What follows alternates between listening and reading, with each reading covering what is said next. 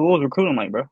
Like, So recruiting was kind of crazy, but it wasn't at the same time because we was around that time when COVID was happening. So mhm. as I started to get recruited, freshman year, first offer was from UK. Sophomore year, I get a couple more offers. Then after my junior season is when the offers really start getting coming in. And then when I'm really trying to decide where I want to go, then I got my first official visit set up, and then COVID happens. Mm, So I didn't really get to take any visits really. I didn't take any official visits at all. So recruiting kind of got stalled out and kind of stopped. So I didn't really get to meet any coaches really in person. Talking over the phone isn't the same as in person. I want to get in front of a coach. I want to see him. I want to speak to him, shake his hand and stuff yeah, like it's part of the experience. Yeah. that. Yeah, so I really didn't get to experience much of that. And then I committed to LSU during the COVID period without taking a visit. And it ended up being like a great experience though. Like I loved it down there. What initially brought you to LSU? You know what I mean? Like, was it they've produced great backs and they're a great program, but like usually a Cincinnati kid don't go to LSU. You know what I Yeah. mean? So what was it about them that kind of drew you towards them? So growing up, I always was a LSU fan, and in particular, I was a Tyrann Mathieu fan, and that's my favorite college football player ever.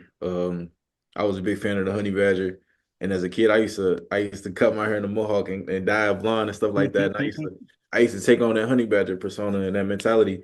And then when they finally offered me and all that, like I took into account like how many running backs they produced and put into the NFL, which is ultimately my goal is to make it to the NFL. Finally got to go on a visit. I went to the spring game and I felt like shoot, this is a place I wanted to be. It was like that's when people say Southern hospitality, like you don't really understand that until you go down there. Like my first experience down at LSU was I was walking across the street. Mind you, I have a all black hoodie on with my hood up.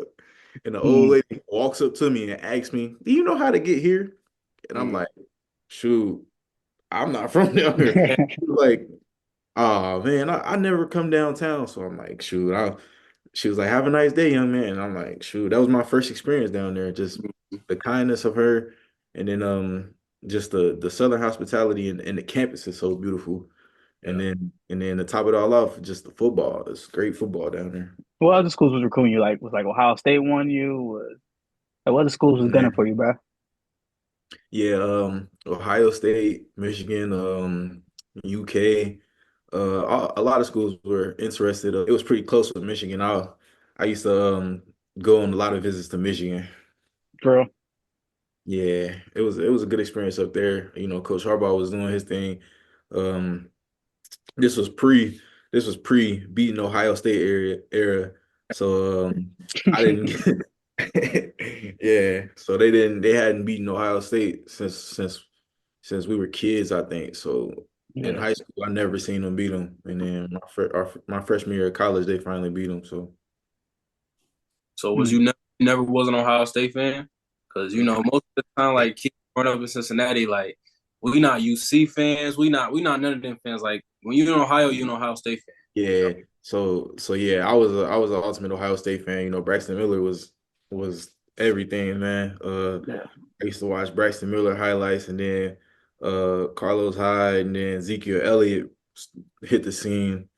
Next thing you know, I was wearing crop top jerseys and stuff like that, thinking I was Ezekiel Elliott, bro. So yeah, like that. Ohio State was definitely, as an Ohio kid, was definitely my favorite team. Um, just it was yeah, it was. I was an Ohio State fan for real. Yeah. Best player in the state ain't even go to Ohio State. It's Man, crazy. That's it's crazy. crazy, bro. It's crazy. Crazy how that stuff go, man. Yeah, no cap. You know what it is. Yeah. Crazy, man.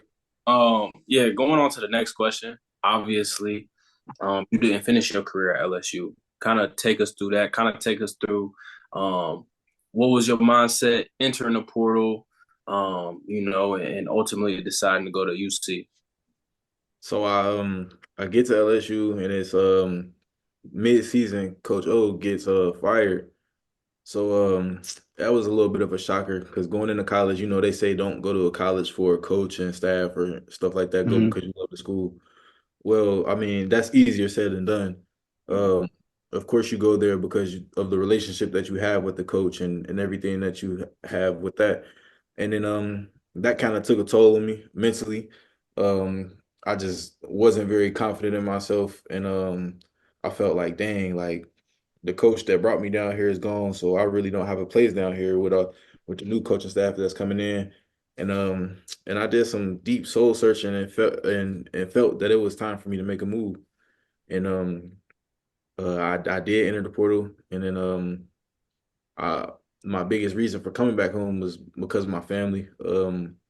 I felt that if if I did come home, they would be able to come to every single game because my grandmother loved to come to every game, but she didn't like traveling. She doesn't like planes or anything like that, so she never came to one of my games at LSU. So it was that was weighing on my mind when I did come back home. I'm like, shoot, grandma will be able to come to every game now. Nah, Yeah. though, for shit. Kind of get an audience.